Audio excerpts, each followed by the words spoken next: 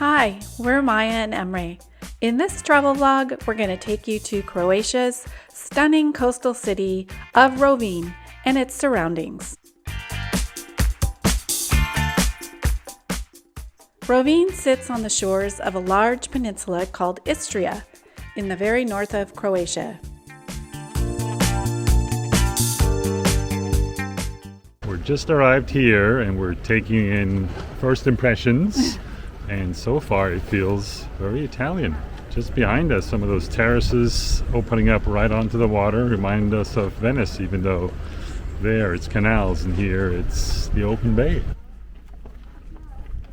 After being in Northern Europe for several months, Rovinj has a magical pull on us. We get asked a lot, when you stop being full-time travelers, where will you land?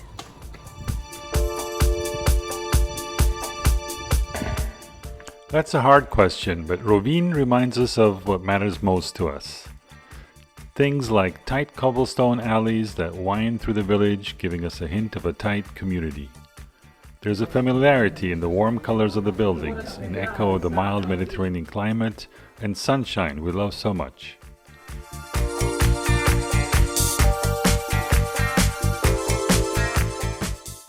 Archways and stone tunnels echo the Middle Ages and give it a sense of mystery and adventure.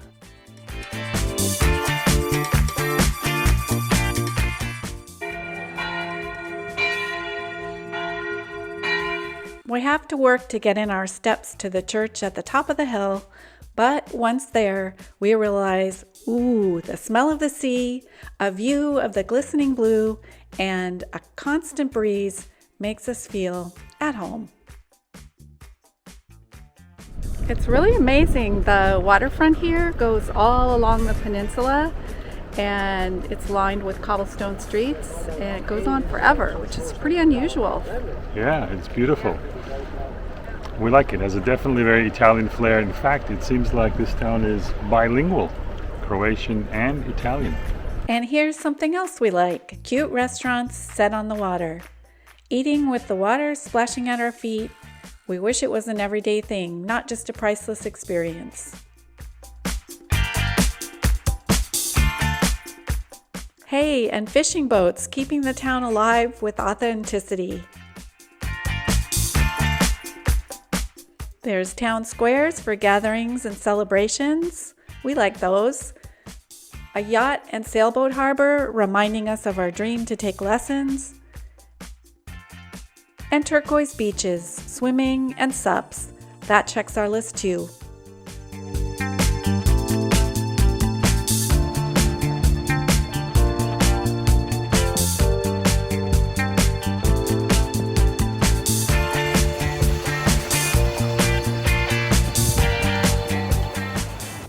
The water is actually very warm.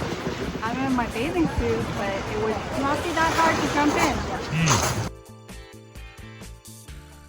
In nearby Pula, the Roman ruins remind us that in the scheme of things, we're only here for a short period of time and we should live every moment. I think this is the old town. The 2,000-year-old amphitheater is amazingly well preserved and sits on a perch overlooking the Mediterranean. It's easy to imagine people in togas cheering on gladiators as they fight each other. But other than the ruins, Pula is a bit of an eyesore, very industrial looking and lacking the charm of other coastal towns.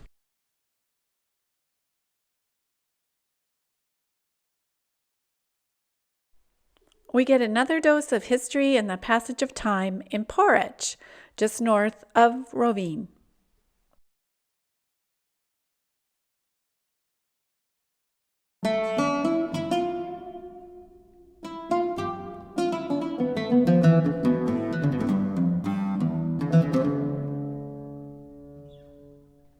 In Porec, the Byzantines left behind an impressive basilica.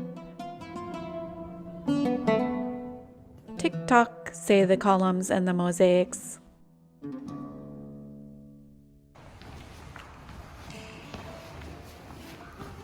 Got these views.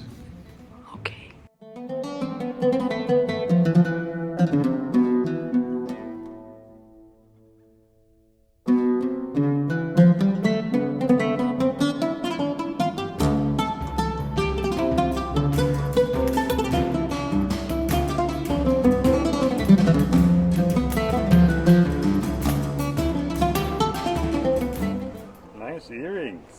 Thank you.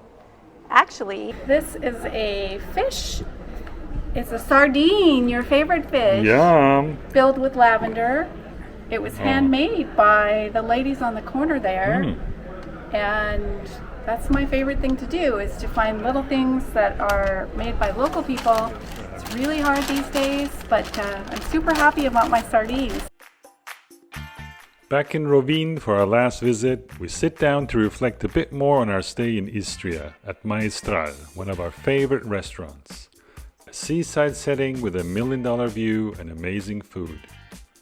The fisherman's pie with anchovies, onions and tomato is a local favorite and was right up my alley. It was crazy good.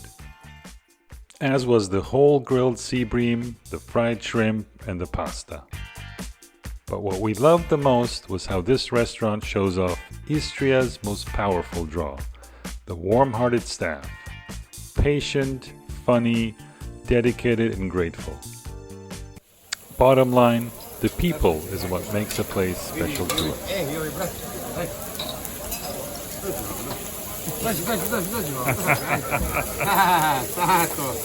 Good job. What are your names?